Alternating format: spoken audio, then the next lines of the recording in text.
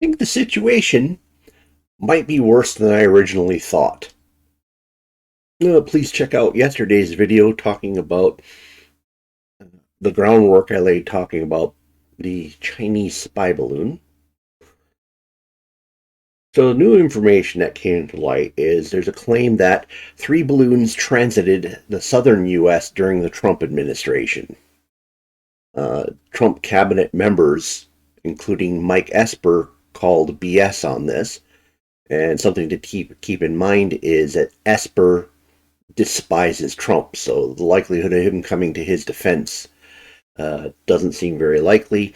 And if we put things in terms of personality, do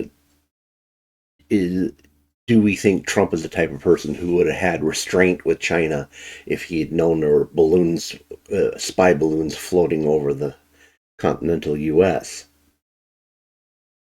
Now, shortly after that, someone went and claimed that the 3 balloons were not known about until after Biden took office. Now, I'm hearing a lot of people saying, well, this doesn't make sense at all. Well, actually, it makes lots of sense and actually helps fill out our story quite a bit. One of the questions I hear people popping off about saying, well, how is it possible our satellites could miss this? Well, you have to understand that satellites don't work like they do on TV generally.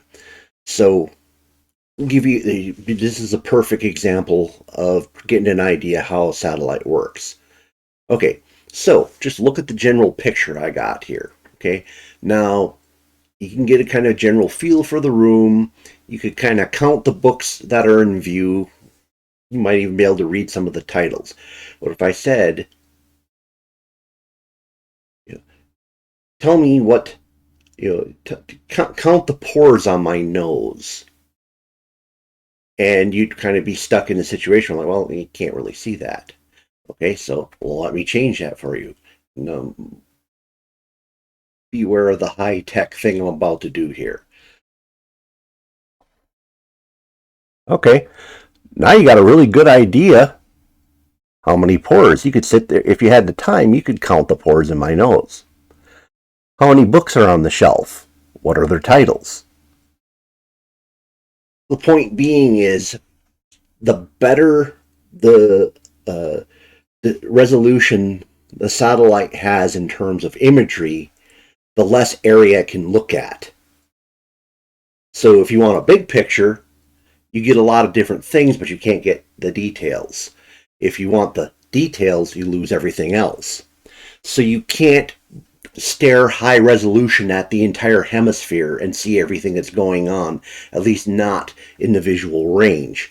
So the really high resolution stuff is basically looking through a hole like this, whereas the wide area stuff is spread over the hemisphere but doesn't have all the details.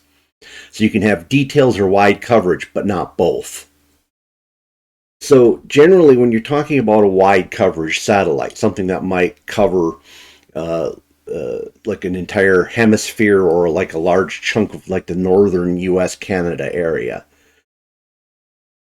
satellites like that, in order to have something detectable rapidly, requires an anomaly, meaning something has to be out of sync with the rest of the picture. So what you're looking, what constitutes an anomaly is a fast change, or a spectrum or a pixel or two in the light spectrum that are way off scale with the rest of the background. So something either has to be moving or standing out. Now, when you're talking about this particular balloon, well, it's drifting. So there are no fast changes. There aren't something that says, "Hey, wait a minute," because if something was rapidly moving across your view, the anomaly detector would say, "Wait a minute, from this pixel to this pixel means it's going much faster than something natural. So I'm going to cue you and say, hey, this is going fast." But if something's drifting really slow, they're going to say, oh, that's That's the speed that clouds move, birds move, all kinds of different masses in the sky might move. So you're not going to get a ping on the anomaly. And then light spectrum, typically you need something that's dramatically a different color, which this particular object looks rather cloud-like. Could be even on purpose. But the other thing would be is if you're getting into the IR or the thermal spectrums. And then you have to have something that's significantly hotter or colder than the area around it to trip the anomaly detector. Well, the balloon's probably not a whole lot above ambient, so it's not going to trigger the anomaly detector either. So, how could 3 balloons transit the U.S. during the Trump administration, but only later become known to Biden? And this is where we start getting into the problem area. A lot of the U.S. Collection systems sample just stupid, gargantuan amounts of data. If you took every single person in the United States and put them to work on sifting through the data coming through the various intelligence services, through all their different systems, you don't have enough people to actually look at even the tiniest fraction of it. So what ends up happening is a lot of the data goes off of anomaly detection, threshold detection, or signature detection. So it's essentially looking for something. It's looking for a change. It's looking for something completely out of the ordinary, or it's looking for a template you set in it saying, hey, look for this. So the problem so what the story is telling me, and there's chances I could be wrong, and if you look at my other video, there are some other possibilities that would negate this hypothesis I'm throwing forward here. But the thing is, you have to ask the question is, how and why did they go back to look for these other 3 balloons? Well, the answer is they just got a new signature. The new signature they just got is this balloon that just recently drifted over the United States. And based on what I'm seeing, based on the news, the reactions, and how everything went, I think the new signature was developed over Montana, which tells me they initially missed it crossing the Aleutians, Alaska, and Canada. So that would explain a lot of the previous unknowns, putting the story together. Whereas on one hand, they seem to be saying, yes, we tracked it across the Aleutians, along the coast of Alaska, through Canada, and into Montana. And then all of a sudden we had this reactionary alarm when people spotted it on the ground. Well, the reason is they didn't spot it as it was happening until it got to Montana. When it was spotted in Montana, someone realized it was a problem.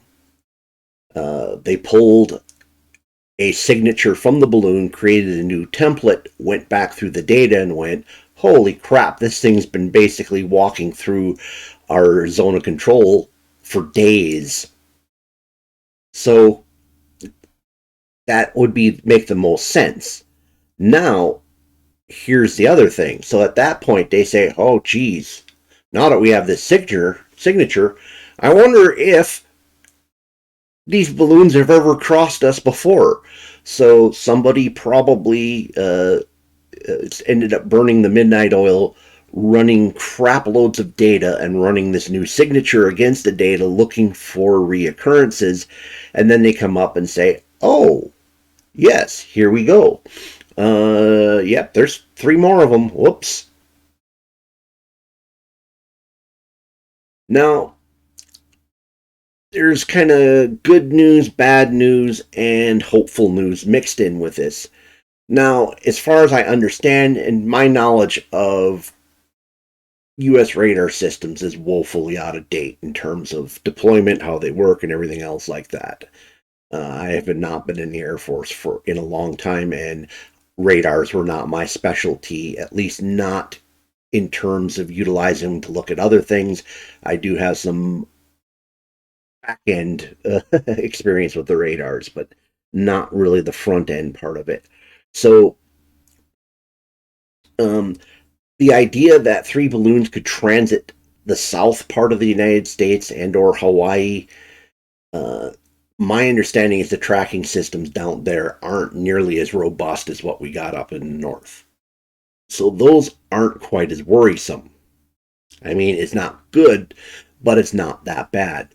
Now, the fact that this thing possibly could have snuck through the northern tier all the way to Montana before someone realized it was there, that's pretty bad because that's supposed to be our premier radar net. Now, the good news is now that we've got the signatures, uh, these things are going to be a lot easier to detect, or at least they should be if everything's working right and everyone's trained properly. And to be fair, as I was talking about earlier in terms of the idea of anomaly detection, threshold detection, signature detection, these things are contrary to the type things we're typically looking for. I mean, we're typically looking for fast-moving missiles with really hot plumes. We're looking for fast-moving aircraft, preferably with an afterburner kicking in. We're looking for things that are turning and catching light glints and other things like that. Whereas this balloon would have done none of that. But now with the signature, in theory, they should be able to detect them a lot easier. There's still other questions that aren't answered by this, like why did they continue to track it, or why did they continue to just let it float once they detected it up in Montana? The story of fear of debris falling might work on somebody from the UK who doesn't know what Montana looks like, but you'd be hard pressed to kill a cow in Montana spreading debris over a 7-mile field. It's so sparsely populated. It's hard to believe that would have been the main issue. In my previous video, I discussed some potential issues that could explain how that worked. So, what do you think about this new information? Does my analysis sound reasonable to you? And do you have any ideas of your own on this? You might have some experience. I don't. So yeah, comment below if you have any thoughts on that. Please smash the like button. If you drifted to this video via the YouTube algorithm rather than being one of my subscribers, please consider subscribing. I have a lot of content, a lot of different subjects, a lot of different things I talk about. And if you know somebody you think might find this interesting, please consider sharing it with them. Thank you for spending time with me this evening. Hope to see you again in a future video.